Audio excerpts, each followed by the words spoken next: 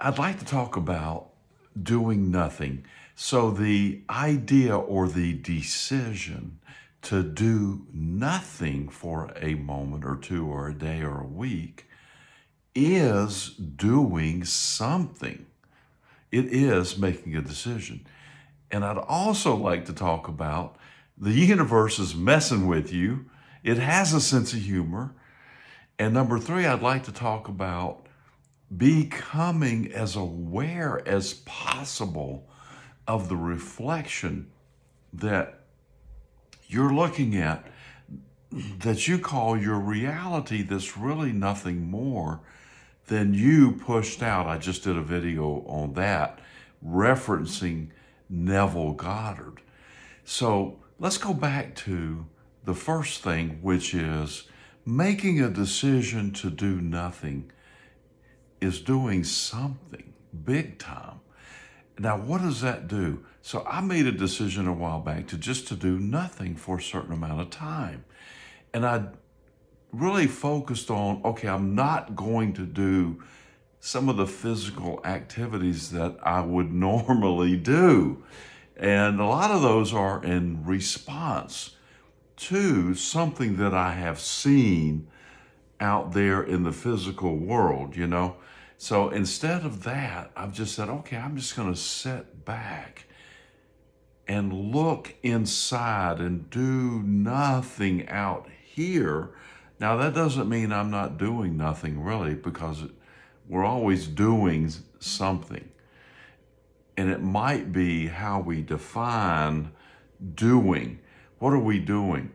So doing most of the time for us means we're taking some physical action. We're out there making things happen. We're making calls. We're hitting the road. We're having meetings. We're writing things. We're doing all that. Now, all that is great. However, there's real massive power in lining up the energies within here with those energies that are out there, the things that we can't necessarily see, but they are us. They're each and every one of us. And if we just are aware of this, that's the third thing that I was referencing, that we want to be aware that what we are thinking, what we are inside, is pushed out and shown to us with our physical senses on the screen of space we call reality. Now, we've got to stop and really think about that, because for most people, they're going to stop and say, oh, that's just nonsense, and go on about their world and never give it another thought until something goes wrong on the physical plane. Their life doesn't show up the way they expect it to. And things start to go haywire. Relationships fall apart. Health falls apart. Money falls apart. And that is going to happen, period. End of story. All of those things are definitely going to happen. So it's just a matter of time when you start to face the reality that things are going to go wrong. So why wait? Why wait for things to go horribly wrong before you start to pay attention to the fact that you are the cause. You are the screen of space in front of you. So let's address that now. Let's just get it out of the way. And the first thing we can do is say, okay, we're going to get old and die. Or we're not going to get old, but we are going to die. Somewhere in there, we're going to vanish from the physicality of the planet and transmute ourselves back to non-physical. Is that a bad thing? I don't think so, And every now and then I'll say out loud, oh gosh, one more day to the sweet relief of death. People look at me like, what are you talking about? I'm thinking, listen, get a handle on this, get real. We don't want to live forever. Are you kidding me? Oh my God, live forever in these physical bodies? That would be hell on earth. And maybe we're already in hell. When they talk about the gnashing of the teeth, I know that when I'm stressed and I'm physically in resistance mode, my teeth tend to gnash to get, they're like grinding, like what's going on here? So maybe we're already in hell here, and our job is to get out. Let's just get the hell out of here. And we don't have to wait until we get slapped around all over the place to do that. So, first things first, decide to do nothing for a minute. So what does that do? That quiets the mind. Focus on something that you don't want to judge. You just listen to the hum, or you just watch something like paint drying, or the plants growing, or the leaves rustling. We don't need to make any judgments about any of that. But we do want to keep our mind as quiet as we can. We don't want to react to the things that show up in our physical world and judge them as being bad, good, or indifferent. We don't really want to react when they're great. Well, we do. I think we do a little bit.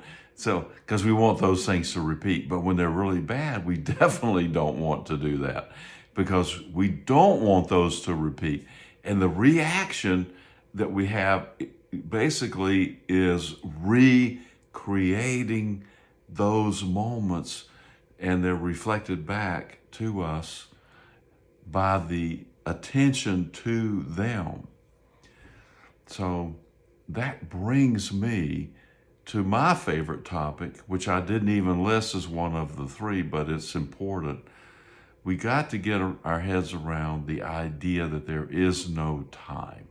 Now, I like to reference Einstein here because people pay attention to Einstein, and they don't necessarily pay attention to me that much, which I'm okay.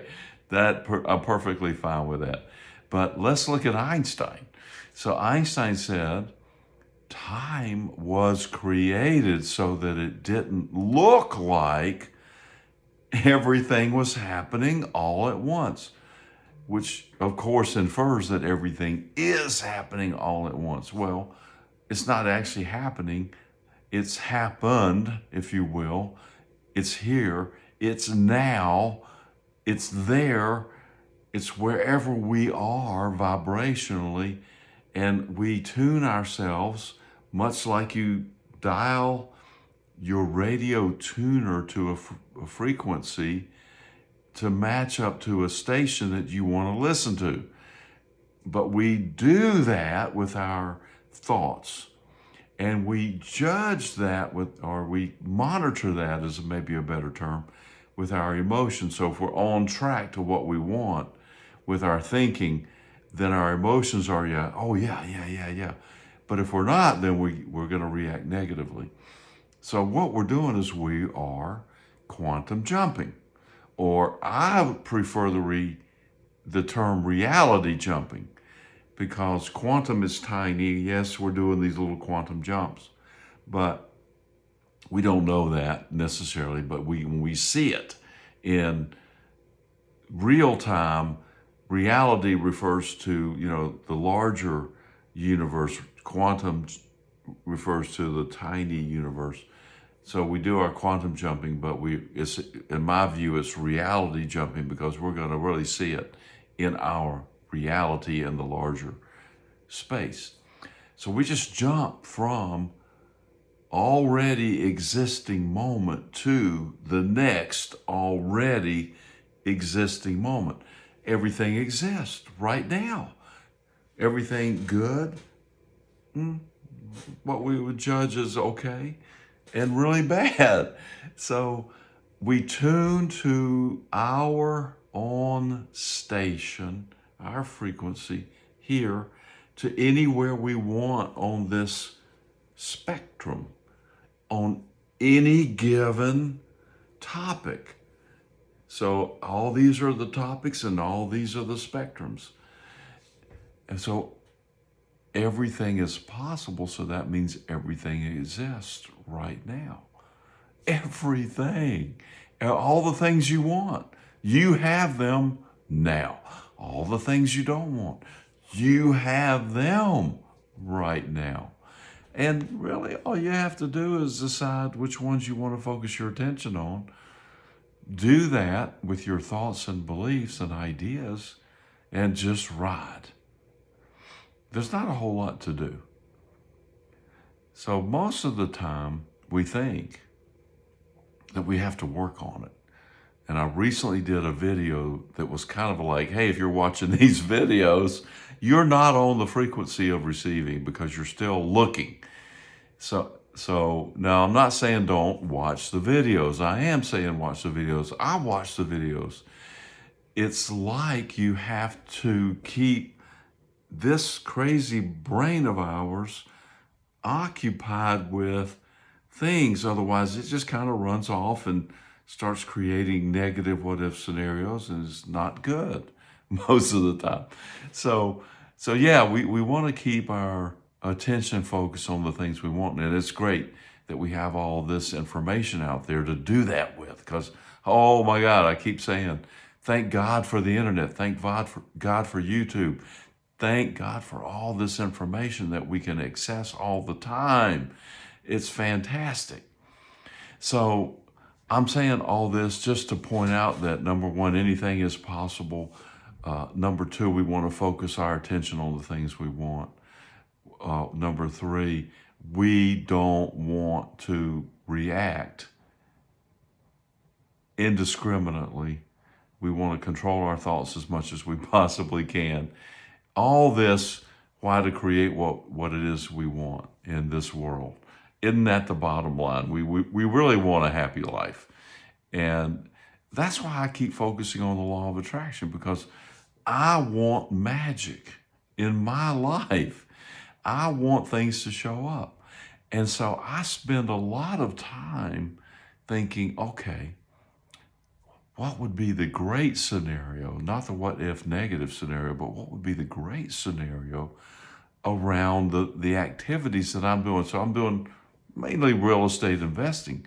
So, and I'm looking at what I'm thinking, and a lot of times I'm bargaining with myself, and I'm thinking, what am I doing? I have the power to choose exactly what I want. But I see, okay, well, I don't see anybody coming along with these offers on this house. So, well, maybe I'll take this, or maybe I'll take that. I need to stop that, because now my frequency is going up and down all over the place when I'm trying to tune this to this specific frequency, this specific radio station. And instead I'm doing all this nonsense. So I'm honing that down to, okay, this is what I want. And then I create the language around that. In other words, a buyer shows up, sends me a contract, calls me on the phone, and says, I will give you your asking price if you can close this by next Thursday or in the next 2 or 3 days. And absolutely, I already know I can do that. So then all I have to do is say, well, I'll just say, if I don't know if I can do that or not, but if I can do that, can you wire the funds to the closing attorney today to close it tomorrow? Or if you wire the funds tomorrow to close it the next day. If they say yes, then I'll say, yeah, let me get back to you, because I need to go line it up with the closing attorney. Now I get to choose the closing attorney, right? And they say, of course. So that's all the conversation. And I've done that in my mind. So now I'm just waiting for it to show up on the screen of space. That's just an example. So there you go. So there's a few things to think about. Number one, maybe decide to do nothing for a moment. Quiet the mind. That is doing something. So that is the starting point to becoming aware of what's showing up. Be aware that our thoughts create our reality, and it is reflected back to us on our screen of space. And if you stop and really think and look and just use your physical senses, become aware of what's reflecting back. And you'll be amazed at what you see. It is truly amazing. So there's a little bit of insight, if you will. And again, I don't know anything or everything. I certainly don't know everything. I don't know anything. I'm just a student. I pay attention to Neville Goddard, Dolores Cannon, Abraham Hicks, Thomas Troward. I have recorded some audio about Thomas Troward, who was a writer in the early 1900s on the science of the mental. He called it mental science.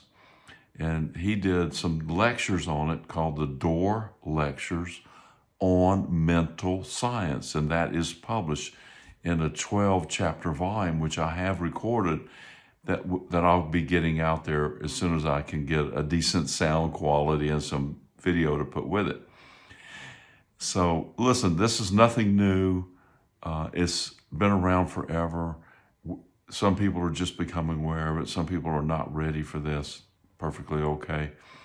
And all I'm doing is doing my part to say this is what I see from my perspective, because that's all I have to offer.